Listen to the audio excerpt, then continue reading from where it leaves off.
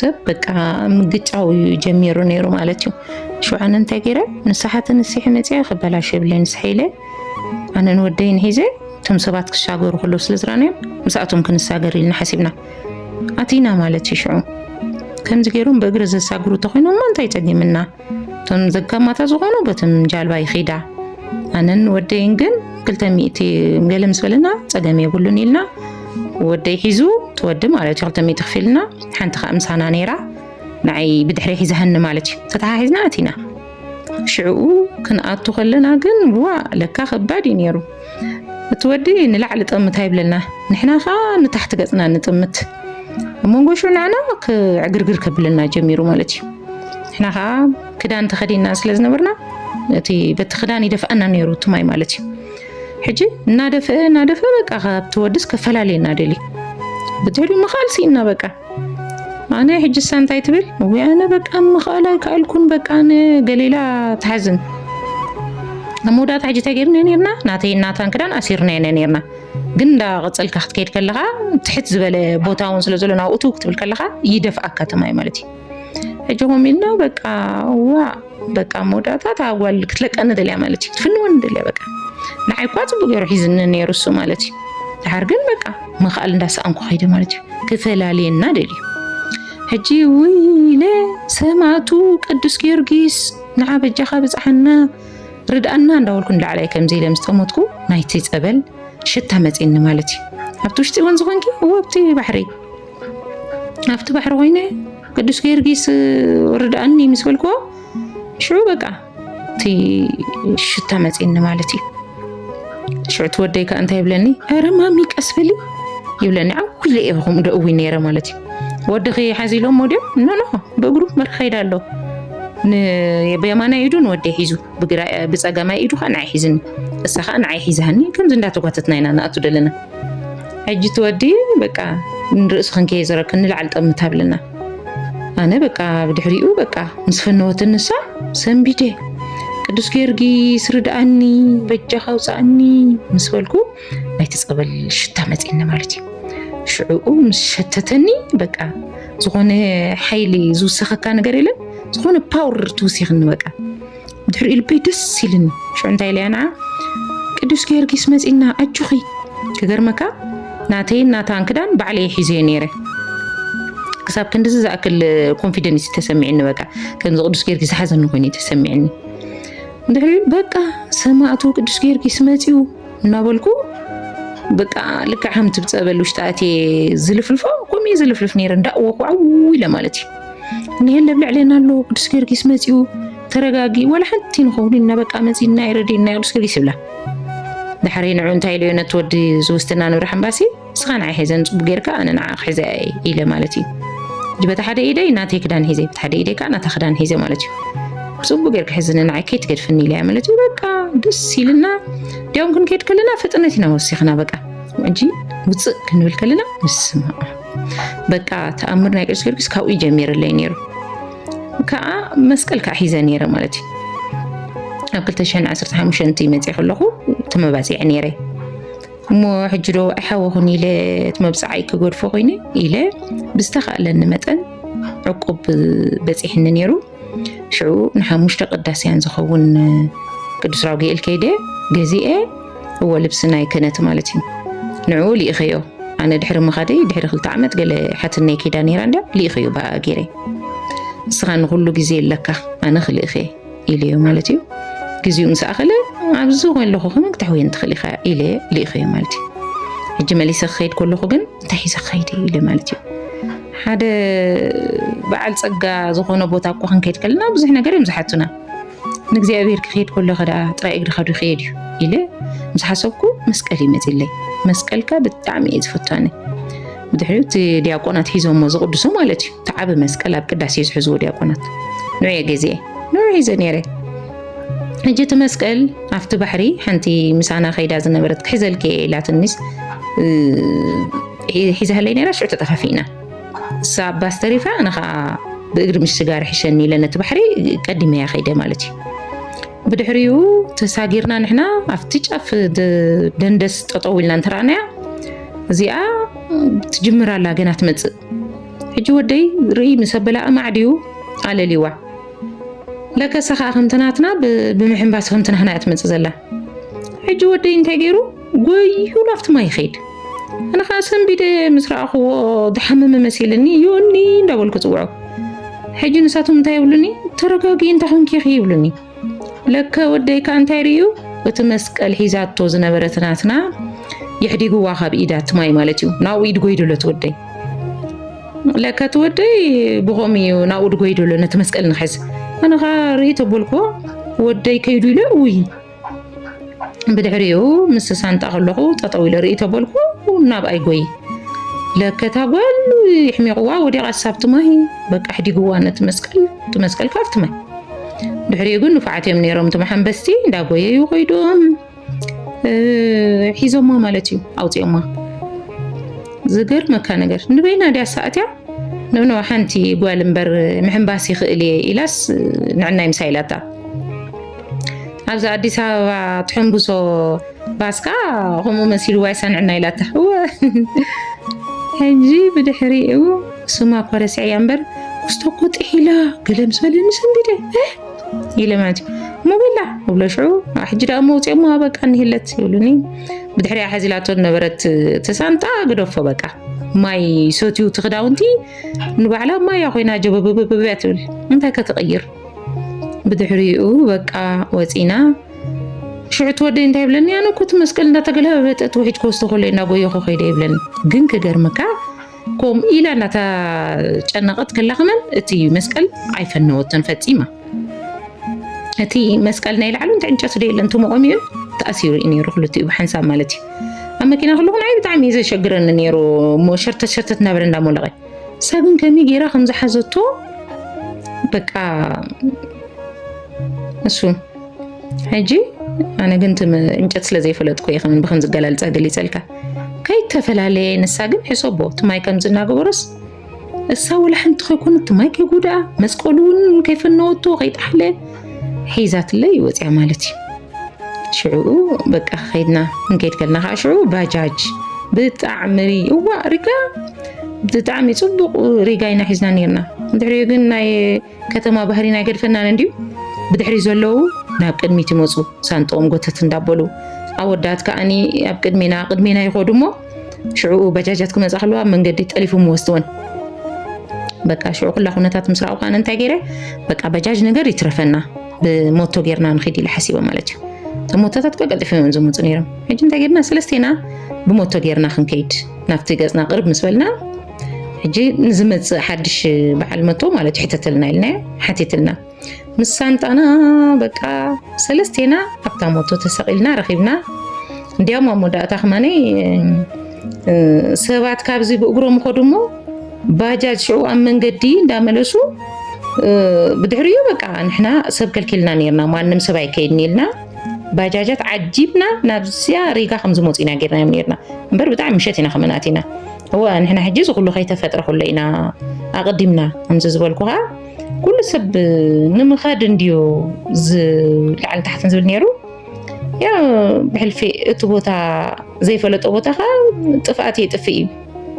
بقى كم زبرخت نركبينا اندابلنا بتهواخ بزح سحتتاتنا نقبر بنفسنا سي بقى سنفاتنا كايدانا تخكلونا ينبرن شعو حجي ازو كله ندار ايوه كله ومنعكم زغرم رملكم سوات نيروميم تاك تغبر تخلو ماكينه كفتو بحرخه اتو يكلني نجس كميغيرو كمزي خون قلمل يلوم بقى حجان انت غير خبز كل نجر بقى خدم يدل نيري بقى انا راسي حليح ما كتزاركو موتو غير مخادشني له موتو نسلسينا سقيلنا مس نبرتنا بقى بصحنا مالتي بسلاماتنا دحرنا نتاتكم ابلالو كل غير كمان قوبيع زغبر مشالو نوا نسو مالتي እግዚአብሔር خبرو انا بقى خفت موتو مرادي سينا نيري بتعمي نوح منقدينا مثل انت قاعدنا تموتو خسفي نيرو دغيفو سوريدني تاچخ زلا غزا مشالا ناتاتكم تعب غزا سيكونس ጫፍ نيران እሺ غزا አባይና عرفنا شو انا شو كانت ቤተክርስቲያን ምስራኹ በጣም የተሐጉሰ በቃ አው በሰላም መብጻሕና ጥራይ ካብቲ ኩሉ ባህል ዝነበረ ወሬታት ሕማቅ ይረኸበና መጣውና ደስ ይልና ሽዑ ኸይድና ንባሕሪ ኸይድና ወደይ ሒዘ ኸይደ ሓፂብና ኣብቲ ባሕሪ ሓፂብና ሓዲርና ሽዑ ሓቀይ ሶኒ ኸማን ነይሩ መስለኒ እቲ ሕፃብ ማይ ጸሎት እዋ ሶኒ ኣቲና ሽዑ በቃ ሶኒ ሽዑ እግዚኣብሔር ይመስገን ካብ 2015 ትምህርቲ ወሲደ ስለ ዝነበርኩ ጎይኻ ናብ በርሜል ምኻድ የለን ስለ ዝፈልጣ ትሽዑ ብታህዋኸይ ዝኣክል ንመጀመርታ ኸይደ ነይረ ሕጂ ግን ብጣዕሚ ፍርሐ መጨረሽታ ኮይነ በቃ ሰለስተ ሰብ ገለመለ ክሳብ ዝተርፋተን ዝእሰራ ጠጠው ኢለ ክዳነይ ቀይረ ጸሎተይ እናገበርኩ ኣብኣ ጠጠው እግዚአብሔር በቃ ኣብ ኩሉ ቦታ ይደሎ ኣብ ጫፍኩን ኣብ በርሜልኩን ወላ ሓንቲ ኩሉ ማዕረይ ኢለ ፍርሓቱን ስለ ዝነበረኒ ካብ በርሜል ልክወጽእ ከሎት ማይ ኩሉ ድብድብ ይደብለካ ኣብ ኣንተ ተጸጊዕኻ ሕጂ በቃ መጨረሽታ ሕሸኒ ኢለ ማለት እዩ ናይ መጀመርታ መዓልቲ ጫፍ በቃ ናይ መጨረሽታ ኮይነ ነይረ ማለት እዩ ካብታ በርሜል ሲ 5 ዙር ገለ ኾን ኽሊ ጫፍ ማለት እዩ የኾይነ ነይረ ግን ቀድሜ ተሰዊረ ዝገርም መካ ኩነታት በቃ ተጸበልከይ መጽ ኩሉ ኣነ ምእዋይ ጀሚረ ማለት እዩ ፍርቂ የኾይነ ዘለኹ ፍርቁ ሰማዕ ኣለኹ አንደበትና ተዓጺ እምበር እዋ ብጣዕሚ የእው ነይረ ማለት እዩ ስቕ ክብል ኣይከኣልኩን ስቕተ ዝብል ደስ መለኒ ግን ኣይትኽእልን ኢኻ ሽዑ በቃ ምእዋይ ጀሚሩ ትመንፈሳብ ነብሰይ ዘሎ ማለት እዩ ገና ጸበልከይ ወጽእ ተሰዊረ ዝብለካ ኣይተኣምነንን ኢኻ ብድሕሪኡ ኮፍ ኢለ ኮይነ ኧረ ኣምላኸይ ኢየሱስ ክርስቶስ ኧረ በጃኻ ብመስቀልካ ሕዘለይ ስለ ዴኻ ቅድስት ድንግል ማርያም ናውልኩ ጽሊ ጀሚረ ጸሎቱን በቃ ተወዲእኒ በቃ ሁሉ ዝኩሎ ዘበለ ጸሎት ጸሊ ወዲእ ሰላም ለጂ ግደፎ በቃ እንታይ ምኽብለካ ከምኡ እንዳበልኩ በቃ ዝረአየኒ ዝነበረ እንታይ እዩ ከምዚ እንዳጸለኹ ንላዕሊ ገጸይ ምስ ጠመትኩ መስቀል ይዝረአየኒ ተሰዊረ ዝረአየኒ መስቀል እንዳተገላባበጠ ከሎ እቲ መስቀል እንታይ ምኽብለካ ካብቲ መስቀል ዝወጽእ ዝነበረ ብርሃን በዚ ብረሳሕ አንደበተይ ልሳነይ ክገልጾ ዝኽእል ኣይኮንኩን በእውነት እግዚአብሔር ሰብ ሲኢኑ ንዓና ተኣምሮ ክገልጸልና በእውነት ብጣዕሚ ዝሕዝነኒ በቃ እግዚአብሔር ሰብ ሲኢኑ ንዓና ተኣምረ ዝገለጸልና ኢለ ዓቕሚ እውን የብልናን ጥቡቕ ጌርካ ጥዑም ጌርካ ኣቕሪብካ ከይተቕርቦ ናይ እግዚአብሔር ቃል እግዚአብሔር ፍልጠቱን ይብልን ያው ከምቲ ዝረኣኹ ወይ ድዛርብ እንታይ ምኽብለካ ተኣምሩ ናይቲ መስቀል ውሽጠይ ብደስታ የተመልዩ በቃ ኣነ እንታይ ለይሽዑ ኣቦይ በጃኻ ንዓይ ከይተጨንቐኒ በቃ ፈሊኻ ነቲ መንፈሳዊ ውሽጠይ ደሎ ንበይኑ ቕፅዓዮ ሞሽዑ በቃ ንሰማይ ቅንዕ ኢለ ርኢ ምስ በልኩ እቲ መስቀል ይገለባበጥ ብርሃኑ በቃ የንጸብረቕ እንታይ እዩ በቃ ከምዚ ካብትን መስቀል ዝወፅእ ነበረ ነጸብራቕ እሱ ጥራይ ዝርኢ ነይረ ኣነ ዝርዮ ንዕየ ዝርኢ ዘለኹ እዚ መስቀል እንዳተገለባበጠ ኩሎ ማለት እዩ ኣነ ዝርዮ ማለት እዩ እቲ መንፈስካ እንታይ ይብል መስቀልካ በሊዕኒ መድኃኒ ዓለም መስቀልካ በሊዕኒ መድኃኒ ዓለም መስቀልካ በሊዕኒ እናበለ ይጩ ናይ አዲስ አበባ ህዝቢ ተሓፂብካ ኣብ ጭቃ በቃ ሽዑ ጸሎት ዝገብር ሽዑ እቲ ንሰማይ ከምዚ ለቅንዕ ኢለ ይርእሞ በቃ ብርሃኑ የንጸብረቕ ናይቲ መስቀል እንታይ እዩ ነጸብረቕ በቃ ካብቲ መስቀል ዝወፅእ ዝነበረ ንዑ እየ ዝርኢ እሱ ኸ እንታይ ዝብል ነይሩ ኣነ ዝርዮ ከምኡ መድኃኒ ዓለም መስቀልካ በልዓኒ መስቀልካ በሊዕኒ ዳበለ እዩ ዘእዊ ኣባኸይ እዋ ፍለጠኒ ነይሩ ያው ኮንትሮል ክገብሮ ይከኣልኩን እምበር ይስምዐኒ ነይሩ መስቀልካ በሊዕኒ ድብል ኣነ ነፍሰይ ትሪኦ ዘላ ከዓ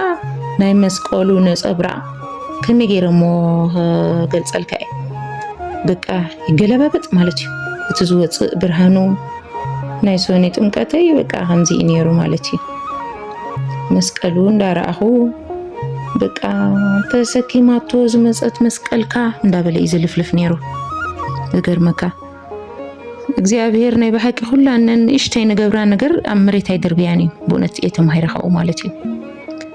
ያው ነታን ሕጂ ንግብረይ ዝገበርክዎ ጽቡቕ ስራሕ ኣለኒ ክዛረብ ኢለ ደይኮንኩስ እግዚአብሔር ንኩላን ንገብራ ነገር ነፍስ ወከፍ በሰማይ መዝገብ ኣለዎ እሱ እየ ተማሂራኒ መስቀልካ በሊዕኒ መድኃኒ ዓለም መስቀልካ በሊዕኒ ተሸኪማቶ ዝመፀት መስቀልካ በሊዕኒ እናበለ ከምኡ ኢሉ እንዳለፍለፈ ኣነ ልበይ ደስ እንዳበለኒ ከምቲ ዝበልኩ ኻነት መስቀል እንዳረኣኹ እንዳተገረምኩ ቀልጢፈ ከዓ ሽዑ ነቂሐ ማለት እዩ መጀመርታ ነቂሐ ካብዚ ኩሉ ሰብ ማለት እዩ ብድሕሪኡ እቲ ወዲ ኣብ ፊተይ ጠጠው ኢሉ ንዓፍትሓኒ ኢሉ ማለት እዩ እና በቃ ብድሕሪኡ ስም ክርስትናይ ነጊረዮ በቃ ወፅየ ማለት እዩ ናይ ሶኒ ጥምቀት ብድሕሪኡ ሰሉስ ግን ዝገርመካ በርሚል ንኸይኣቱ በቃ ኣይወግሕን ኢልን መሬት ሰዓት ተራእኹ ሙሉእ ለይቲ ሰዓት 1 ኮይኑ ሰዓት 1 ሰዓት ከዓ ዮርዳኖስ ዝኣቱ እዮም እምበር ኣብ በርሚል ዮርዳኖስ ድሕሪ ምጥማቖም ኣብ 2015 ማዕረይ ነይሩ ሕጂ ምዃን ተሪፊ ሕጂ ስለዝኾነ ሰዓት ተራእኹ ገና ኢለ በቃ ጎበኹውን ኢለ ማለት እዩ ሰይጣን ፈትኡ ብልዕልና ብዙሕ እዩ ብዝተኻእሎ ይፅዕሪ ሕልመ ሌሊት ዓንቂፍኒ ማለት እዩ ሰሉስ ሰይኣትኹን በቃ ቀላሉ ነገር እዩ ሕጂ ኣነ ሕጂ እውን ናይ ደቂ ኣንስትዮ መፂኒ ክትብልየ ተፀበየክ ነይረ ሓቃኻ ስሙግ ደፎ በቃ ብቓል ኪዳን ዘይተረፈኒ ነገር ጸሎት የለን እንዲያውም ኣቡነ ተክለ ሃይማኖት የሽዑ ዝልሙኖም ነይረ ብኩሎም ቅዱሳን ኩሎም ዝተኣሰረ ይኹን ኢለ ኣትየ ነይረ እንጂ ግን ሓደ ክትብል ሓደ ትፈተና ይተርፍኒ በቃ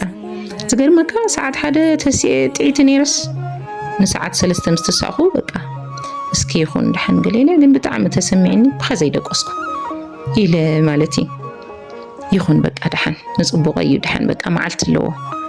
መዓልቲ ስለ ዝኾነ ዝእቶ በቃ ድሓነይ ኢለ ማለት እዩ እግዚአብሔር ይፈልጥ በቃ ከም ፍቃዱ ይኹን ፍቃድካ ይኹን ቅዱስ ጊዮርጊስ ኢለ ብዙሕ ይሓዘንኩን በቃ ብድሕሪኡ ወደይ ከም ዝኣቱ ገይረዮ ኣነ ኣብ ዮርዳኖስ ተሓፂበ ማለት እዩ ኣብ ዮርዳኖስ ተሓፂበ በቃ ጸሎተይ ገይረ ረቡዕ መዓልቲ ማለት እዩ ሓፃፂበ ውዒለ ንረቡዕ ንኽኣቱ ማለት እዩ ረቡዕ ሽዑ ለይቲ ከባቢ ኣትየ ነይረ ረቡዕ ከዓ ብጣዕሚ ከቢድ እዩ ነይሩ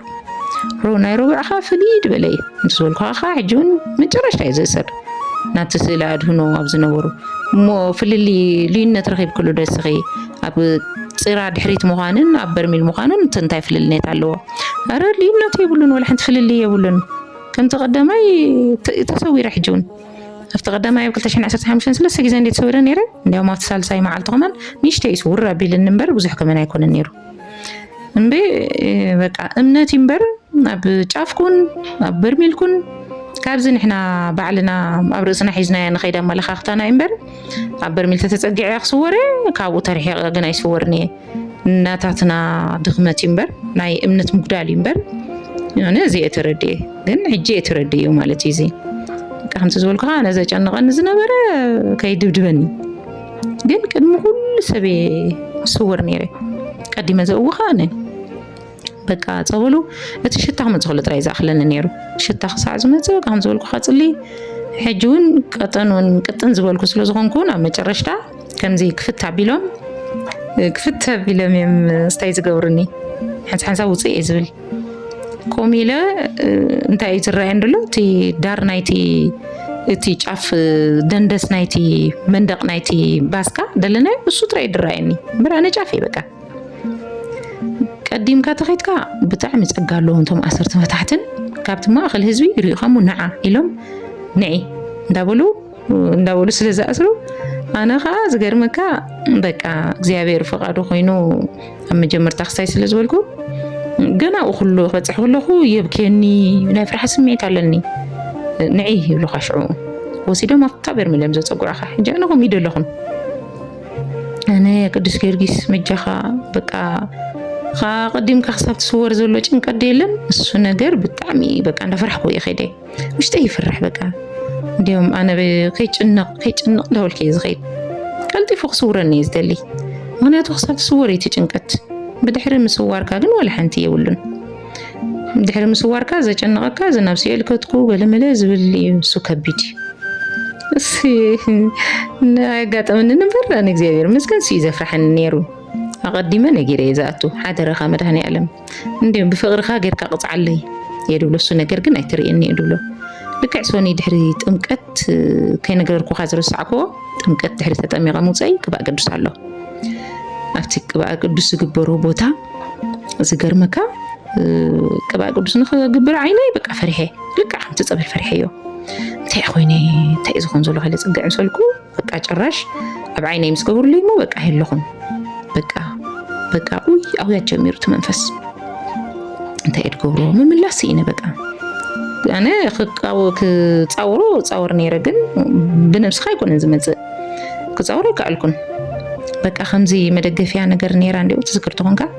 أبا خمزي إلي بأفلبي تدقفي تطوب بالسيني أبا عيني تغير لي ويبل يعبد بقى بس قدست أرسيما إذا صوع قدست أرسيما يدبل بقى قد كيركني قدست أرسيما لكس تا قوال وديم قوالي ون نيرو واي مسلني وانا بيت سبزاري يدول أنا بزقر مكونتات مالتي هجي بقى أما بتي عطو مالتي وي يدبل حراي قوال كخنت فتويا فلتأكي قدست أرسيما قوال كون بأخي أسيما تا سمعتو قدست أرسيما قد كيركني دابلي عبد بقى خم حد شيء أوي جميلة داير قدس قربان قدس قدس مقباري مالتي بقى ودي مسهم زاتو شعو أوداتي منيرم وداتي ماتيم حيث نساتهم كتوم خلو حيصوب خلو زوت شتا ناباي ماتي مالتي هفتغل نايك بقى قدس بوتا خوينكي حيصوب بحاتور الله زير نتاقير نشعو قزي نفتز أبلا زيرن مالتي تنبركي خي لك إليكا خمتنا يسقلتنا كريستوس مشالو كوم غير زرقحي كوم بقى زرقحي ليه كم زيلك أنا إلي شعون اللي علي تمت مسولة تمنفس جميرو أبويه صادق مبرق كايكا الكوون يبلنا أنا تصوير يزله أنت زرعين نقول أبويه قبل منفس قدس يوم زرعين نيرم كم زيل رئيم سبولكو بقى أنا بايقصو رؤسهم دن النيلوم نعيكريو لك خمزي بقى እቲ ኢዶም ከምዚ ናይ ስቕለት ክርስቶስ ኢዶም ዘርጊሖም ከምዚ ለርኢ ተበልኮ ርእሶም ናባይ ከምዚ ኢሎም ይርኢኒ ሽዑ ኣነ ሲኦል ኣይደልኒ ሲኦል ይትረፈኒ መብራቕ ካልግሰለይ ያልዕለለይ ኢሉ እውይ ኣነ ሱኹም ክብል ከሎ እንታይ እየ ዝርኢ ዘለኹ ኣብ ቅድሚ ናይ ኣቡነ ገብረ መንፈስ ቅዱስ ልክዕ እንድሄር ታሊ ሓውምሻሎ ትነበልባል ከምኡ እየ ዝርኢ ሕጂ ካብዚ ግንባረይ ኣከባቢ ካብዚ ርእሰይ በቃ እንዳወፁ ከምዚ ቀደም ሰብ مسأل كأبينا خلو كبب نجر جيرنا مش إجرن إيدن كم زي حنت تحت قبل نقولنينا كوم عينة نفسات داوزو نفتي طر نداولو نفت إسات يوم زاتو نيرو نقويتو منيرو صفر قطري بلو من كابز رأسي كابز جنباري كابز رأسي بقى ناو ميلو ما أتو نبتحوي بدحريو سو دحري مودو بقى أنا نقيحة مالتي دحري تقبع قدوس مالتي بدحريو ناي ربع ጥምቀት محصاب ኮይኑ ማለት እዩ ድሕሪኡ ከም ትፈልኩኻ ገና ምስኣተኹ ጀሚሩ ያው በዚ ዓባስ ኾነ አንደበተይ ንእሽተይ በገና ይፍትኒ እሱ ኩሉ ልዕልዎ ሕጂ ክእለት ሃሊኒ መድረኽ ወፅየ ገለ ደይኮንኩስ ያው ኣብ ገዛ ፈተና እዩ ግን በገና ክሳብ ክንደይ ዝኣክል ዝኸበረ ቅዱስ መሳርሒ ምዃኑ ኣነ ፈሊጠ ኣለኹ تمهير نيري إنه كبدي بقى دعمي أبغى زاخوينا خمن نخزم رايف كده اللي ينيرو تمنفس أجي نحن حساب كستحق برنا كله زقي لي حدا مزمور منهم ياو أبوكو كل تفتف كله أبو كل سانو سمع كله بس يزول حقا يكون ما أنا خاول عند تباتبكو يزمر مالتي حنت مزمور بدي حريو حانت مزمور زميرة يدقس مالتي نحجي نمنتهي حانسا بتعامي يزربشني أشقرني يتمنفس يدي زحل بقنا خيس كلهم مالتي بتعامي يدي ما يدخون بقى نمنتهي كن ديو أنت أملخ نمنتهي كن زخون زلغو إنه مسكنة كان كوانا يكألكن ناولكو يحزن لكسو سيوخم دقبرني لكسو خلو أسيو ربعت انقات معالتي نزيل العلاني رسو مالتي ناي مزمور بغنا انتي قبر لي ندابله ساختم كفو بغنا يدلني ندابله بقى مسقدس تارسي ما قدفو بقى كركر بدحريو سماعتو قدس جيرجس كايمص مليسو خان قدس جبريل مليسو نابيه قدس تارسي ما ندابله ويدبل ربع معلته خمس قللتي غيرن بقى بدحريو وتي خمن كاو مسوصخو خغرمكا ودي فريحي بقى حياتوني يلني واكن يركا حريتاتو نحاتو أنا سيجمر مالتي ونعوي لي خمن بزحت أخيد نيري عبز درس عبز متينس نأتو اللو معلت عندنا فقنا سخاخ آياتني نعتو نبي آياتني مسؤولة نبقى شو عمل تغير عني كيف كتفتو نغندحني لنا متينسي إليو ندقنا مليسين عوتيو مسوشعو مسأتوه مسوته انتهي ريخي لي أفتي تقبل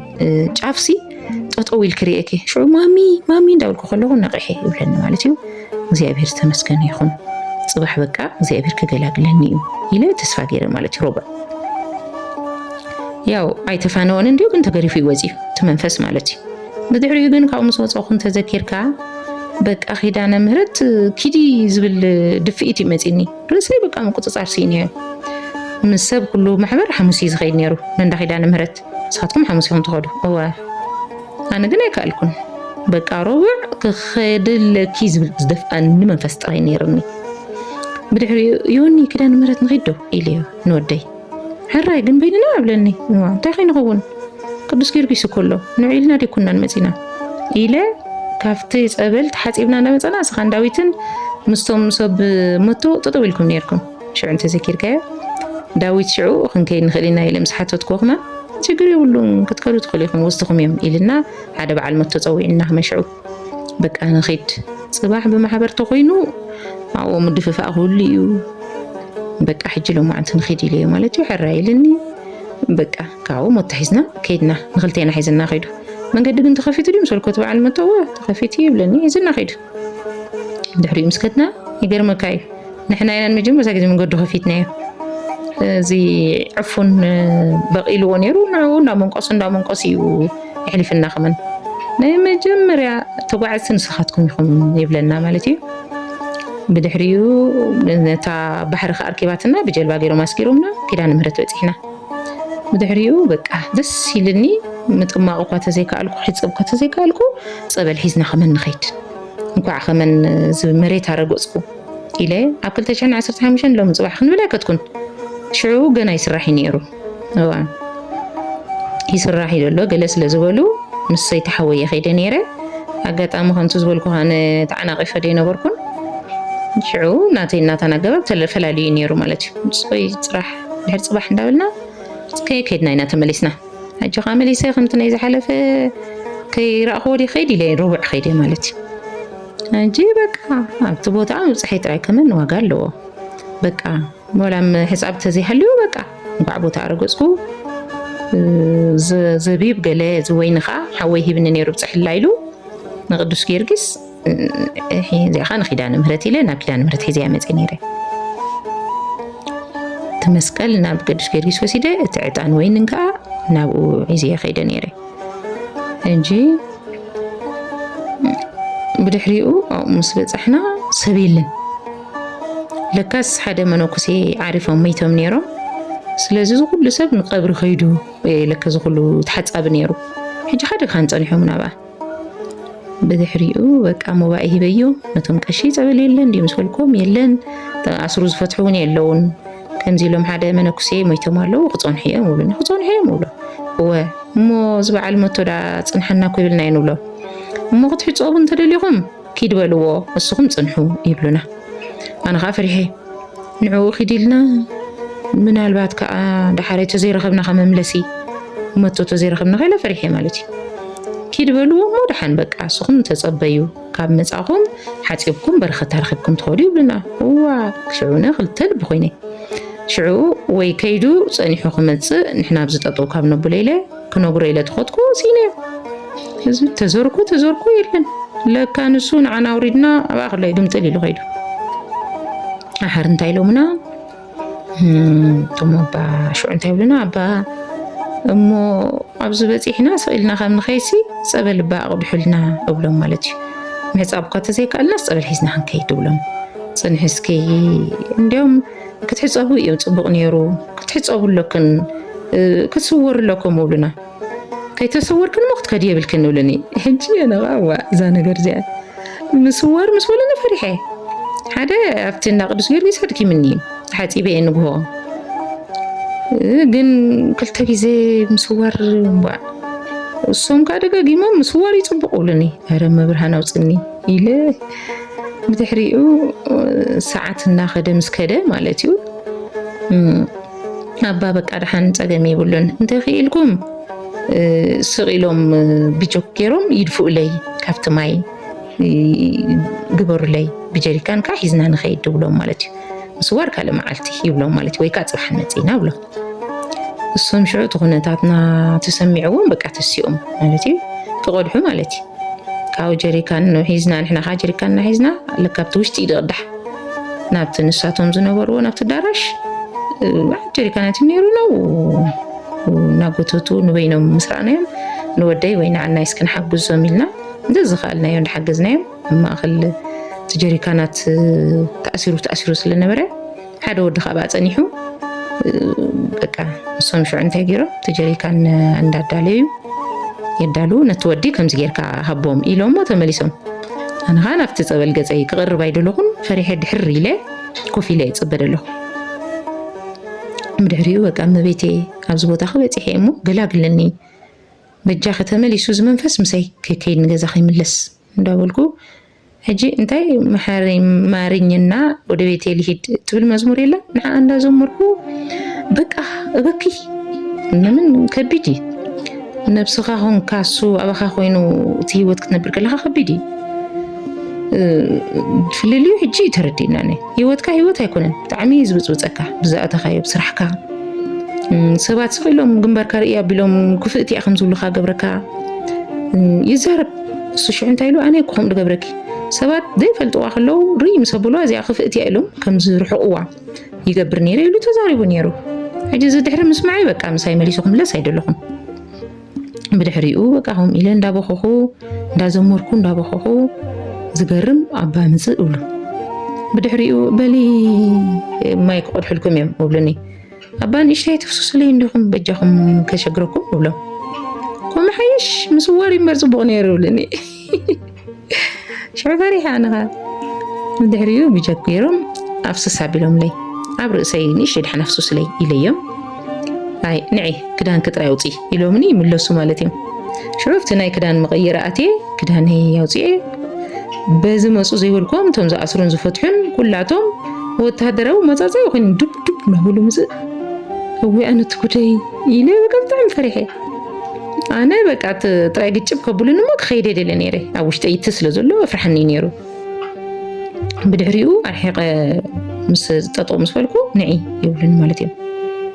ሽዑ ካብቲ ዝሕፀበሉ ዝቀየርኩሉ ክዳነይ ውፅእ ምስ በልኩ እዞም መወዳት እንታይ ገብሩ ነቲ ባስካ ንሕፀበሉ ምሕፃብ ጀሚሮም በቃ ይፅርዩ ከምዚ ፅንሒ ኣብኡ ይብለኒ ኢዶም ከምዚ ገይሮም ማለት እዩ ኣነ ሽዑ ልበይ ቶክ በቃ ወይነ ውኸእቱን እዮም ኢለ ፈሪሐ በቃ ድሕሪኡ በቃ ልበይ ህርመት ጀሚሩ ካልኦት ከዓ ሽዑ ዝጥመቓ ዝሕፀባ ከዓኒ ብባጃጅ ነይረን ኣውፃእ ተባሂለን ንሳተን ከዓ ክዳነን ኣውፂአን ብሓንሳብ ማለት እዩ ብድሕሪኡ ከምቲ ዝበልኩኻ ኣብቲ ዝኣስሩና ኣሲሮምኒ ኣነ ከዓ መጀመርታ ጠጠው ኢለ ስለ ዝነበርኩ መጀመርታ ንዓዮም ተፀግዒ ንዓይ ኣሽትትዮ የለኒ ማለት እዩ ነቲ ፀበል ናይ ኪዳነ ምህረት ከዓ ፍሉይ እዩ ናታይ ኣነ ከቢድኒ ንኽሽቶ ከምዚ ምስ በልኩ እስማ እፍ ክብል ጀሚረ ተጨኒቐ ማለት እዩ ከምኡ ክብል ከለኹ ጭራሽ ኣምፃ ኣቢሉ ትወዲ ጥቕልል ኣቢሉ በኣ መገይሩ ኣሽቲትኒ ማለት እዩ ብጣዕሚ ፀጊዐኒ ናብቲ በርሚል ብድሕሪኡ በቃ ነፍሰይ ኣይፈልጥን ሙሉእ ብሙሉእ እየ ተሰዊረ እንዲያውም ኩሉ ዝልፍልፎ ዝነበርኩ ዝነበሩኒ ተማኡ ዝነበሩ ሰባትን ወደይን እዮም ነጊሮምኒ እምበር ግን እመቤታችን በቃል ኪዳና ገዚታ ንፅባሕ ከም ዝፋኑ ገለ እዩ ተዛሪቡ እቲ መንፈስ ንፅባሒቱ ንሓሙስ ማለት እዩ ኣነ ሽዑ ንቕሕ ምስ በልኩ ኪዳነ ምህረት ኣፍታ ናይታ በርሚል ጫፍ ናይ እመቤታችን ናይ ኪዳነ ምህረት ስእሊ ከምዚ ኢላ ኸላ ኢዳ ዘርጊሓ የለን እቲ ስእሊ ኣብኡ እሪኦ ሕጂ ምልስካ ኢለ ኣለኹ ማለት እዩ ብዙሕ ድሕሪ ምእዋዩን ምግዛቱን ማለት እዩ ንቕሕ ከምዚ ኢለ ሽዑ ኣትኪረ ጥምት ተበልኩ ስሕ ትረአየኒ እመብርሃን ኣደ ጎይታይ ኣደ ፈጣሪ መን ክብለክ ንዓኺ ስኽንዓይ ስኽንዓይ እመቤቴ ኣነ እኮ ከልቢ እየ ብእውነት ንኸልቢ ከልቢ እኮ ለነገሩ ስኽውን እኮ ነቲ ከልቢ ብወርቂ ጫማ ክገይርኪ ክስቲኸ እንታይ እሞ ክብለክ እየ ኪዳነ ምህረት ኣደይ እንዳበልኩ ንቕሕ ተበልኩ ኣብቲ ዘጠመቐኒ ዝነበረ ወዲ እግሩ ተደጊፈ ከምዚ ኢለ ኢለካ ደለኹ ኣነኻ ከምዚ ኢለ ዓይነይ ተኺለ ነታ ኪዳነ ምህረት ዝርእየላ ዝነበርኩ በቃ ብድሕሪኡ ብጣዕሚ ተሰሚዕኒ በቃ ንዓይ እዚ ከቢድ እዩ እግዚአብሔር ንዓና ከምዚ ምግባሩ በዚ ዘመን በዚ ሰዓት በእውነት ከምዚ ወፂና ክንዛረብ ከልና ምዝራቡ ንባዕሉ ከቢድ እዩ በቃ ንዓና እግዚኣብሔር ዝገሊጽልና ክትብል ብእውነት በዚ ዘለናዮ ዘመን ንዝሪኦ ሰብ ከቢድ እዩ። እግዚኣብሔር ግን ገይርዎ በቃ እሱሞ ቅዱሳን እውን ካብ ዝተፈላለየ ቦታ ዝፀውዐ ኣምላኽ እዩ። ካብ ኩሉ ካብ ሓጢኣቱ ንማንም ሰብ እንዳውፅአ ሰብ እንዳገበረ እግዚኣብሔር ንስሙ ምስክር ከም ንኸውን ገይርና። ስሙ ንዘለኣለም ዝተመስገነ ይኹን። ንሕና ገሊፅና ኣይንወድኦን ኢና ናይ እግዚኣብሔር ስራሕ ካብታ ዝተገብረትልና እንዲኦም በታ ዓባስ ዝኾነት ልሳና ዝተኻእለና እንዳተኮላተፍና ወላ ክንዛረብኒ ማለት እዩ እምበር ስራሕ ናይ እግዚኣብሔር ድንቂ እንጂ በቃ ናይ ርብዕ ጥምቀት ተወዲኡ ማለት እዩ። ካብ ርብዕ ከዓ ካብ ኪዳነ ምህረት ተመሊስና ናብ ሓሙስ ማለት እዩ። ሓሙስ ናብ ቅዱስ ጊዮርጊስ እናእቲና ከምኡ ኣብቲ መወዳእታ ኣትየ ሓሙስ ማለት እዩ። ግን ከምዚ ዝበልኩኻ ኣጋጣሚ ኮይኑ ሓሙስ ከዓ ናብቶም ስእሊ ኣድህኖ ዝነበርዎ ኣንጻር ናቶም እየ ነይረ ማለት እዩ። ሽዑኻ ይፍለሕ ትፈፈለየ ነይሩ ናይ ሽዑኻኒ ሽዑኻ እንታይ ይኸውን ተኣሲረ ማለት እዩ። ከምዚ ኢለ እንዳተንፈሓቕኩ ንምእሳር በቃ ብጣዕሚ ዝደገፍኩ ኣነ በዚ እየ ሽዑ ተዘይእስር ነይረ እንታይ ምኾንኩ ነይረ ኣሲብኩ ሕሰብ እሞ ተኣሲረ ከምዚ ዝኾንኩስ እንታይ ንምፍታሕ ከመን ተኣሲረ ከለኹ ኢደይ ቀይሑ በቃ ምሸት ምስ ረኣኽዎ የለን። እቲ መጀመርያ ግን ንኽፈትሖ የለ ዝቃልሶ ቅልስ ዝግነፎ በቃ ጭራሽ ምፍታሕ ምስ ኣበይኒ ሽዑ እንዳተንፈሓቕኩ ንኽሃድም ኮየ በቃ ሰማዕቱ ቅዱስ ጊዮርጊስ እንዳበልኩ ማለት እዩ። ናይ ኣቦይን ኣደይን ሓደራ ኣለካ ናይ ኣቦይን ኣደይን ሓደራ ገርመካ ኣብቲ ዝተወለድናዮ ዓዲ ኣብኡ ክልቲኦም ኣቦይን ኣደይን ዓፅሞም ኣብኡ እዩ ተቐቢሩ ዘሎ። ሕጂ ናይ ኣቦይን ኣደይን ዓፅሚ ዝዓረፈሉ እንዳበልከ እየ ዝመበፅዖ። ንምንታይ እሳቶም እዮም ብንፅህና ዘኽብርዎም ነይሮም በር ንሕና ተሓፂብ ካብ ጭቃ ኢና ንሕና ተመሊሰ ናብ ሓጢኣት። ሕጂ ዝገርመካ ናይ ኣቦይን ሓደይን ሓደራ ኣይትብልዓዮ እንዳበልኩ የወንቂ ጊዮርጊስ እንዳበልኩ ማለት እዩ። የወንቃ ጊዮርጊስ እንዳበልኩ ማለት እዩ። ተወኝ እናበለሱ ይድብል ተቐጥቂጡ ብድሕሪኡ በቃ መልኣኽ ገዲፈወቱ መልኣኽ ማለት እዩ። ብድሕሪኡ ሰው በቃ ሽዑን ንቅዱስ ጊዮርጊስ ንቅዱስ ገብርኤል መሊሱ እንታይ ኢልዎ ኣንታ መልኣኽ ሓያል ነበልባል እምበር ኣነስ ስኻ እንተዘይትሕዘኒ ሰባቢረ ንዓኣ ሰበይተይ ክገብራ ይሓሲበ ነይረ ንዓኻ ሒዛ ግን ኣይከኣልኩን ብሰንሰለት ሓዊ ዝመስል ሰንሰለት ኣሲርካ ናታ ባርያ ጌርካኒ እዚ ኩሉ ዝክር ክትገብር ከላ እንዳስመሰልኩ ምስኣ ነብር ነይረ ሕጂ ግን ኣይከኣልኩን እንዳበለ ብዛዕሚ ብዙሕ ተዛሪቡ ማለት እዩ። በታ ትቆርሳ ንእሽተይ ዳቦ ብስምካ ትቆርሳ ብኣ ስኻ ኣሲርካኒ እንዳበለ ዝልፍልፎ ንዓይ ግን እንታይ ይድረአኒ ናይ ቅዱስ ገብርኤል ስእሊ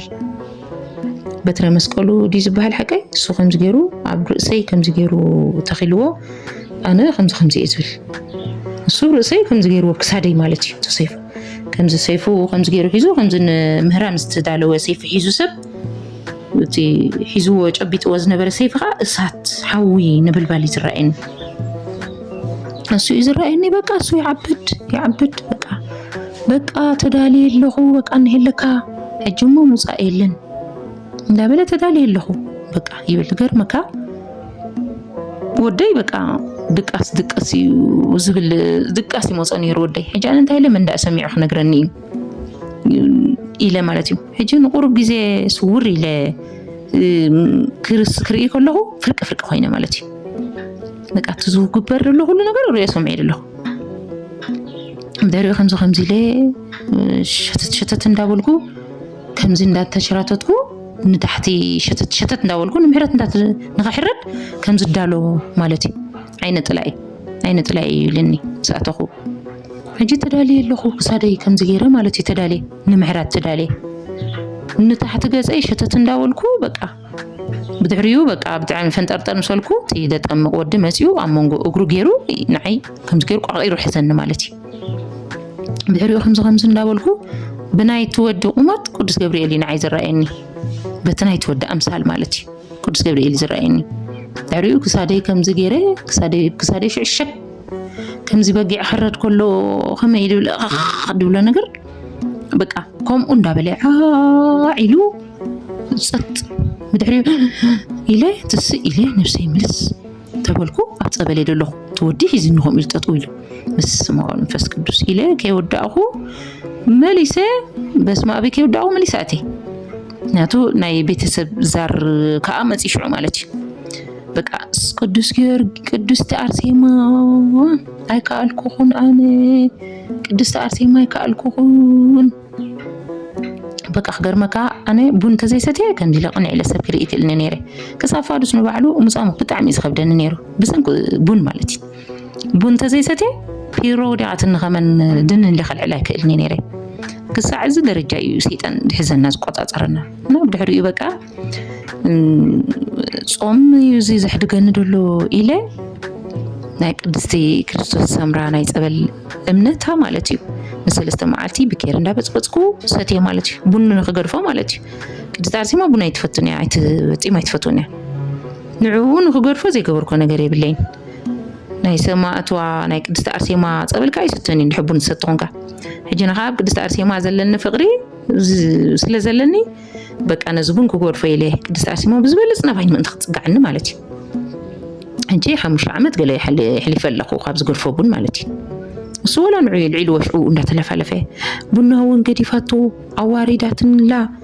كابيت سبز مصحو منفسي نير زاري نير يلو بقى وي يدبلاو تسقر مكان الساعة قدست عرسي ما كمز مسكر جيراق مسكرو زلو نقرا مسكيراتو عايزيك بأني بقنت سلنا بسخاخة تزارب صبا يكونن ግን አባይ ዘሎ እት ዛኔ እሽተይ እምነት ሪዩ ነዛኔ እሽተይ ያለባብሳይ ያ አስመስኪራቶ ፊቱ ሁሉ ሰብ ድሕሪ ንደል ሓቀይ ተድሕፀብ ኩሉ ብድሕሪ ይደሎ ኣነ ጥራይ ንቅድሚት ናፍቲ መንደቅ ደሎ ሕጂ ከምዚ ጌራ ከምዚ ዘውር ገፀ ጌራትኒ ተማሃሩ ስምዑ ኩላትኩም ንዓኹም ናይ አዲስ አበባ ህዝቢ ተሓፂብኩም ኣብ ጭቃ ኢኹም حجي أقدام خابزو حتى قاعدنا أديس أبابا نيرو تزبي سمعوا يبلو مالتي خمس جيرة أديس أبابا خوينا كمزي أيتقبرني همزي أيتقبرني علو زار بقى متجرشتا بقى نعون أفانات اللي بدحريو بقى نغح حبل مالتي كم أغيرون قلاقيلو مني بقى نحا مستمقتيكا خمس نيرو كل يوم تفاني يوم لي مالتي نحا مستمقتيك زي أفير سمسكنا يخون ድሕሪ ምፈናው በቃ እንዳበኸኸ ይወጪ እዚ ሁሉ ንዓይ በቃ ተጸብኹና ኣነ ከም ዝኾነ ለይለ እግዚአብሔር በዚ መንገድ እዚ ንዓይ ብእውነት ከቢድ እዩ በቃ ዘይግባአና ንዓና ዘይግባአና ሓሙስ በዚ ተወዲለይ ዓርቢ ሽዑኡ ሌሊቲና ተሓፂብና ንውፅእ ነርና ወተጓዓዝቲና ነርና ድሕሪ ሰዓት ወፂና ዘሎ ጎይና ከም ሓዲርና ሓቅኻ نجهو تحسيبكن إلكمنا ساعة 4 تبقيتنا نينا ساعة 10 حدا تصبل بس إحنا مالتيو عربي بدحريو بقى ليتي صلت كجبر حديري معلتي ناك دست أرسي ما ملك قدلا ملك ناتا مصحف كن ببي زوعل نيري بيجاخي زترفوني منفس التحليوم عفان ولي داولكو عربي مالتيو كسلو إلي نسأ أنتو خيني بقى نسأ نتيك النجر نسأ قبر نخم نفستي كدوس كيرجي سابوي بجخا رودني لتمحسيني أتي مالت عربي بدحريو بقى زجر مكا شو معلتك هبت مصور عربي معلتي بقى خفيني بقى عندي كبديرني لبي بقى دفن قبل نجمرو شو انت هيليك دست أرسيما بجخ ردني قبل متجمركو تصويره مالتي شتا مزين سلنس ورد بقى عبزي وداء هاجر حيزات النخيدة قدست أرسيما مالتي نعا أنا تخطل كواز غيد قدست أرسيما نابنا سيافري عدي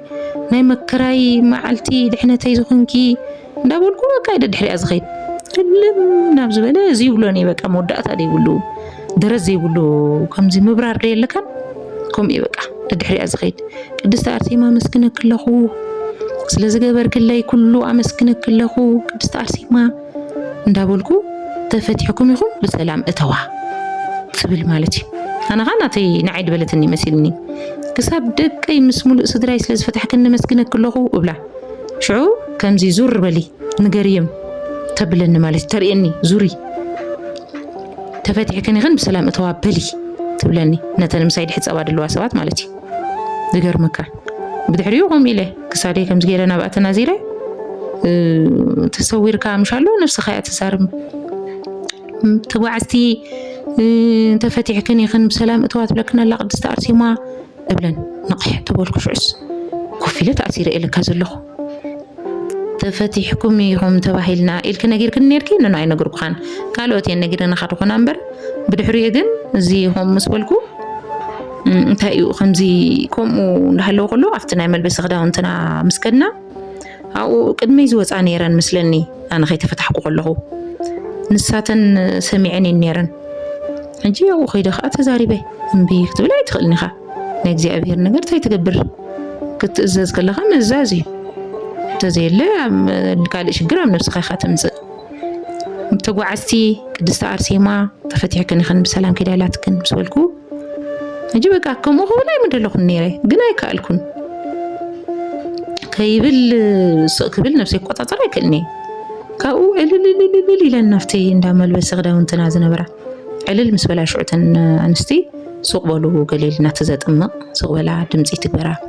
إلنا عجيب تن مسايدنا برا خونا براني نقولك خان كم وقت بلغ اللغسي إل كنير كم ما أذكرك ليه وحكى خان اليوم حنت انتهلاتني تعدي الكي زي بهيري مسكن أنا أخوان أبتدق مالتي تتبعتني زي بهيرا مسكن السخي نحنا خمن بأخذ دسي للنائيو قدست أرسيما أنا خمن تريفات لنا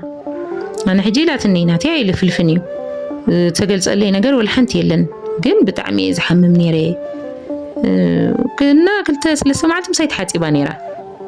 افتي زز تطمقكو مساخي زخيد نيرا تبلني انا خاجي انت ادبل نيرا تبلنسا كمي غيري كم زحوقو دفلت እንዳውልኩ ሲጽልይ ነይረ ስኺ ከምዝ ምስበልክ ግን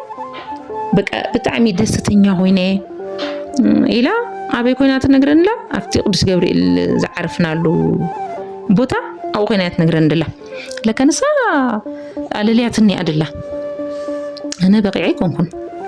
جن زي أبير سكس إن كله بتستنعقي مساري يقبر ياو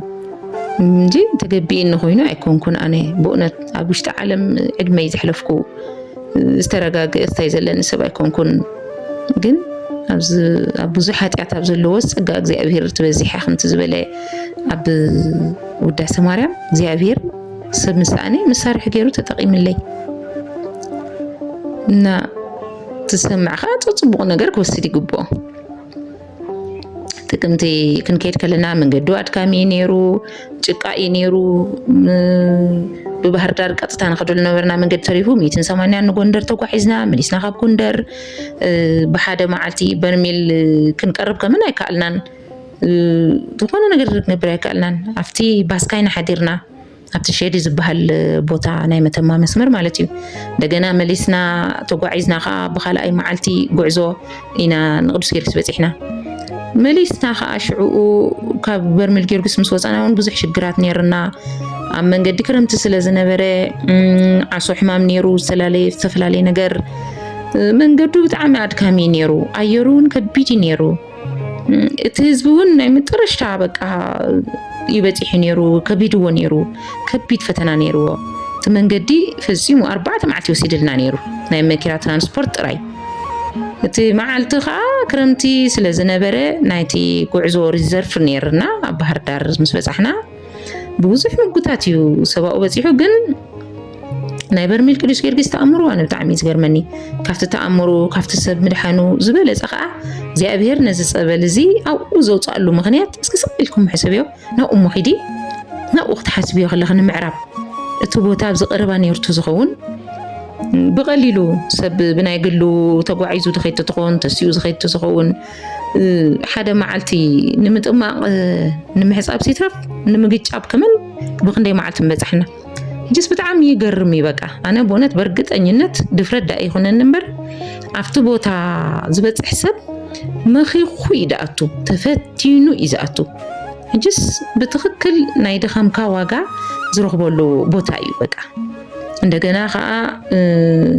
መቸም ብንስሓ ህይወት ድማ ትፍርቁ ሰብ ብስግደት ገሊኡ ከዓኒ ብጾም እትገሊኡ ብጾም ብጸሎት ቀኖና ይሁብዮም ቶም ኣቦታታኡ ኣነ ብእውነት እንድዕቲ መንገዲ እቲ መንገዲ ቁንና ገይረ ይድሓስቦ በቃ ብጣዕሚ ኣድካሚ እዩ ጾም ስግደት ሙባእ መስዋእቲ ምስኡ መንገዲ ክሕወሶ ከሎ እግዚኣብሔር ነቲ ድኻም ናይ ዝኩሉ ሰብ ብእውነት ክንድምንታይ ዓፅቢ ክበካ ከም ዝኽእል ምግማቱ ቀሊል ኣይኮነን ብድሕሪኡ ናይ መፃፃእኺ ኣብዚ ምስ በፃሕኺ ክሳብ ሕጂ ዝፀንሕ ኩሉ እምበር ሓንቲ ነገር ኢልክኒ ነርኪ ቅዱስ ጊዮርጊስ ንምስክርነት ኣብቅዓኒ ኢሉ ነይረ ኢልክኒ ግን ሎሚ ፅባሕ ክብል ኣብ ሚድያ ወፂ ምዝራቡን ስለ ዝፈርሕ ገለ ክሳብ ሕጂ ምፅንሐይ ሓደ ርእሲ ዝበላዕኽዎ ኮይኑ ተሰሚዕኒ ከምኡ መሲልኒ ንባዕለይ እውን ፈተና ኮነኒ ይኽእል እዩ ኢለ ፈሪሐ ኢልክኒ ነርኪ ምስበልክኒ ንኻሽ እንታይ ኢለኪ ያው ዝተገብረልከ ምምስካር እዩ እንታይ ፀገም ኣለዎ ኢለ ናብ ምፅንናዓይ ኣትየ ማለት እዩ ሕጂ እስከ ክሳብ መጨረሽታ ዘሎ እስኪ ወዲ እዮ ክሳብ ኣብዚኣ ምምፃእኺ ዘሎ ኩነታት ወንዓይዳ ሞራል ይካይድካኒ ማለት ሓንሳብ ኣብ መጀመርታና ሓንሳብ ዘይ በፅሓካ እንዲ ድመስለካ ክስታይ ኢኻ ትብል ማለት ካብቲ ዝነበረና ታህዋኽ ዝኣክል ብዙሕ ካብቲ ዝብሎ ንላዕሊ ለሚነ ከምቲ ዝበልኩ ከይዲ ኢለ ምስ ሓሰብኩ ተዓፂኡ ንምንታይ ግን እግዚኣብሔር ንሰባት ካብ ትገብሮ ተኣምራት ንዓይ እኳ ይትገብረለኝ የድብል ነይረ ኣነስ ጓልካ ይኮንኩን ቅዱስ ጊዮርጊስ ናታትኩም ምስክርነት እየትሰምዕ ክሰምዕ ከለኹ ንሓንሳብ ኣነ እንዳበኸኹ እየ ዝሪኦ ነይረ 2015 ከይደ ዝረኣኽዎ ከዓ በቲ ዝረኣኽዎ ንዕይ ካብ ኣእምሮ ንላዕሊ እዩ ዝግበር ነይሩ ዓራት ሒዞም ዝኸዱ መፃጉዕ ምሻሎ ክርስቶስ ይፈወሶ መፃጉዕ ይርእዮ በቃኡ ግን ኣብ ቅዱስ ጊዮርጊስ የብዓይነ ይርእዮ ማለት እዩ ብታሪክ መፃጉዕ ዝፈልጦስ ኣብ ቅዱስ ጊዮርጊስ ርእዮ ብዓይነይ ሰለስተ ኣወዳት ዓራት ተሰኪሞም ክኸዱ ርእዮም ኣብ 2015 በስማ ንበዓተይ ምቁፅፃር ይስኢኒ ለካቲት 10 ነይሩ ለካቲት ጥሪ ብ26 መስለኒ ለካቲት 10 ብዓራት ኣትዩ ተሸኪሙ ዝወፀ ሓቅኻ ለካቲት 12 እውን ኣብ ዝተመለስናሉ ለካ ሓቅኻ ደቀይ እውን ስለ ዝነበሩ ቤተሰቡን ስለ ዘለኒ ሽዑ ብፆም ክጅምር ከሎ ኢና ተመሊስና ናብዝወ ብ12 13 ቢልና 15 መዓልቲ ኢና ፀኒሐ ነይረ እሱ ዝረኣኽዎ ነገር ግን ካብ ኣእምሮ ንላዕሊ እዩ ኣባይ ዘሎሞ ምንም ማለት ኣይኮነን እቲ ምስ ረኣኹ ኣባይ ዘሎ እሱ መፃጉዕ ከምዚ ኢሉ ከመን እንዳሓወየስ ቅረበልለይ ኢለ ሸውዓነ ነቲ ዘማረርክዎ ግን ከምዚ ዓይነት መድሃኒት ክትርኢ ከለኻ ናይ ሰብ ድሕነት ምርኣይ ማለት ናይ ነብስኻ ድሕነት እዩ ርኤ ተሓጒሰ የተመሊሰ ከምኡ እንዳገበርካ ብዓይነይ ርኢ ኣለኹ እስኪ ንዓይ እውን ንእሽተይ ነገር ግበረለይ እሞ ኣነ ከዓ እንተኽኢለ ኣነ ከዓ ክምስክረ ስለ ክብርኻ ምምስካር ንዓይ እውን ክብረት እዩ ግን ከምዚ ዓይነት ቦታ ዝቆውም ሰብ ግን ኣይኮንኩን እሱ ዝህድመኒ ነይሩ ንዓይ ትፈልጥ ኣብ ዓለም ዘለና ሰባት ኣብዚ መፂና ከምዚ ዓይነት ተኣምር ክንዛረብ ከለና ንሰብ መሰናኽል ክንከውን ይፈርሕ በቃ እሱ ይፅንሕኒ ንዓይ ብኸምኡ እየ ፀኒሐ ግን ኣብቲ ዝፀናሕክዎ ከዓ በቃ ትገጥመኒ ዝነበረ ነገራት ዝኾነ ከምዚ ቃል ዝበላዓኻዮ ምሻሎ በቃ ዝስማዕኒ ነይሩ ሕጂ ገጣሚ ሓደ መዓልቲ ከምዚ ሕልሚ ይሓልም እሞ ኣብቲ ናይ ቅዱስ ጊዮርጊስ ካንቸሎ ካብቲ ቤተክርስትያን ንውሽጢ ገፀይ እቱ ኢለስ ብሕልሚ ማለት እዩ እቱ ምስ በልኩ ገደል ፀድፊ ከምዚ ለርኢ ትበልኩ ህልም ዝበለ ፀድፊ ካብኡ ብድሕሪ ሓንቲ ጓል ነይራ ድፍእ ተብለኒ ናብቲ ፀድፊ ማለት እዩ ብድሕሪኡ ምንም በቃ ጠጠው መበል የብሉን ኣበይ ጠጠው ምኽብል ብድሕሪኡ ሰማዕትዋ ቅድስቲ ኣርሴማ ክሳብ መሬት ዝበፅሕ እንዳእወኹ ቅድስቲ ኣርሴማ ሽዑም ፅዋዕኽዋ ብድግ ንላዕሊ ገፀይ ሃፍ ፍብል ማለት እዩ ከምዚ ንላዕሊ ትንሳፈፈ ደይለን ንላዕሊ ስንፍፍ ፍብል እሞ ድሕሪኡ ወፅየስ ካብቲ ጉድጓድ ወፅየስ ኣብቲ ጫፍ ናይቲ ደንደስ ጠጠው ኢለ ሽዑ እንታይ ገይረ እያ እዚኣ ዝደፍአትኒ ኢለ እንታይ ገይረ እያ ዝደፍአትኒ ኢለ ክፈልጥ ኣለኒ ንምንታይ ከም ዝደፍአትኒ ኢለ ከምዚ በቀል ውሽጠይ ሓሲቦ ማለት እዩ نافتا سبيت خريالة كملس كم كله جدافي سحتتو ناتكيو بدلني أنا سخيخي سحتت كخا بسحتت هي تملسيو جدافي تبلن حنت سبيتي بالحريو حراي يغرب لله وزيخ ده حقي دي حين كده ولا حقي هو سؤالي بقى تبلني بدحريو اعترض أنا ترجمه دحرجن كافتي تصدفي وصاي كاف بزح حتيات أو تيمنس كميلة نمزراب نمسكر كميلة فريحة يقول مرتي دحر ملي سنة تطم سكن سمع له بقى دق عسيلن أنا خيدة تزار بتيلو كيدة تزمرسكر انتي تجمعلو كافت بعين مرايك خيت كان مسمع يبلت إلى مالتي صباح نقول أنت صباح هو ما بيت يقولون اليوم نمتى قال رجيت اللهم مالتي كدست أرسي ما بتعمي تزاربي نيري أب هوسبيتال زجمر كيف فوسي حجون زلنا نجر كل ود اللي مو كل نجر بحنسب أب مسكرنا كبي إلى نيري نا أخيت كلهم إلى نيري لا أدرس كيف خيت كلهم جي كيف رحكوا كحفركوا أب كن مسوتي خمس كريلك على تنيري جن كم تزول كنا سافي جزاني هي وخاتكم تحلالفون كلها أب نفسه كيف جزازو لسب بزح يزمهارلو بزح شكرني سب يزلو أبز علم بحمام زتحمس سب بزح سب يزلو هجي حنت نفس مدحان كمان بجزي أبهركو وقال له زي أبهرون أبسب حديري إز مسكر كمسكر اللي إلى من تيسق إلى أن نفسي بقى دوق سنيرة مالتي أقعد أمغالو ما عندي كدست أرسي ماي بتعمي قري من بقى حسيبة يزي كونكوس وقنا نقرد في النيمة زي لو ما عندي اليوم حجي أبكال محبراوي ميديا خطر خلقها نغفي تحت سمع خلقها انتي سمعك وانتي مقبلك بقى وزر ساعة خلوه خمنا مزي خلي كما تحسيبة نيرشعو بتلي أبحاد ميديا أنا بتعمي حزينة بقى بقنتها بجزا خوينة بغيئي زي أبير ندقو نخيد حندي زغلو إلى مغنياتو أقلتش حنا عصرتها مشانا أخينة تتنققو بيتي تبلاشو انديا مشروع كمان ولا حنتي نبرن ميديا إني روتي نداقد سورديس بيجي زي إجزار بنيرو بسبب نداء تقلزا مالتي قبس كيرجيس هجي شعو كي بلاشو تي كانشولو تتنققنا خنحزوكم زلنا نسوهم وخمو نسمع نيرنا مليسو خاسبسي كيدو حدا سبقا سمعخو مالتي كيدو تحاتي بس تصبلت غازي لوا قبل سمعيو بعلي زي بتعمق فيديو غاز انت زغون نيرو زغلو اشحات حزبي انداته محرزلو دحويد مصدلهم ديلو تطويلو مسكر انا زخاسو خلو بونت بيناي قنقا خمس زارو يطفاني انت واحد السق مبالكه السوق كي تجبؤهم كيدو حنسابكو كي تردأنن كي تجبأنن كيدنا نخالوت انقفاتنا نخون مچم كاب እግዚአብሔር ሁሉ ከምንስራሕና ክበናይ እኔ ፍርድ አይከልኒ ግን ሰብ መሰናኽል ምዃን ከዓ ክሳብ ክንደይ ዋጋ ከም ዝኽፍል መጽሓፍ ቅዱስ ተጻሒፉሎ ሰሚዕውን ኣለኹ ማለት እዩ ሕጅስ ከመይ ትሪእዎ ኣለኹም ዝበሃል ኣይኮነ ሰሚዕ የሚ شو بقى كخيدمو بقى أزرقه مسكر إلى نيره جن كاباي بزبلة سخاون نفيعها كسابول له خيتكا كساب حاجة رسبكت كيتكا بزحنا جرس الاستقلال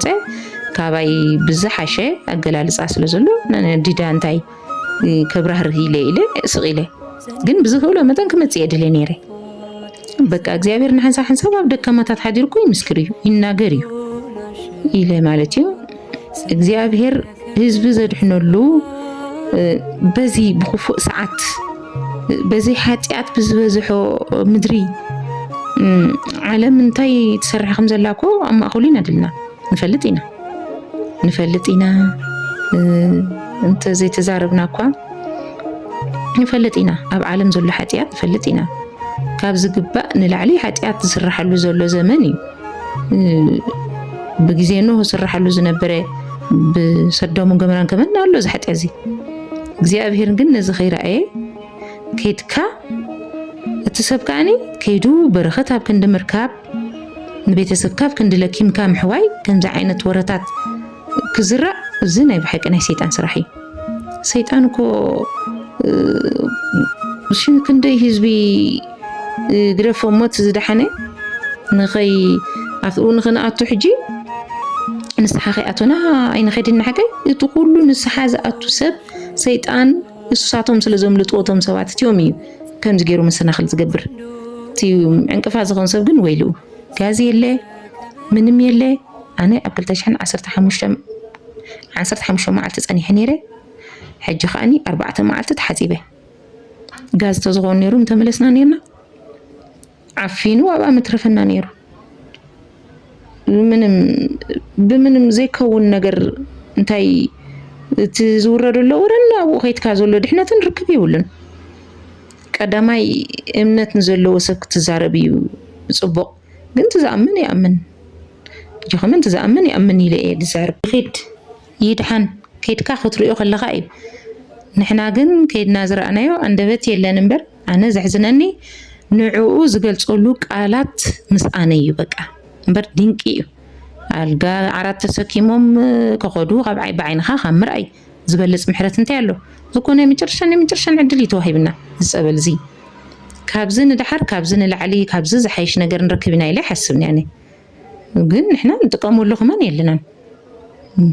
ኣነ ኸመን ብግለይ ብዙሓት ሰባት ክዛረብ ከለኹ ሓቂ ኮይኑ ይስምዖምኒ ግን ከድካ ምርኣዩ ካብ ኩሉ ዝበልፅ ነገር ከድካ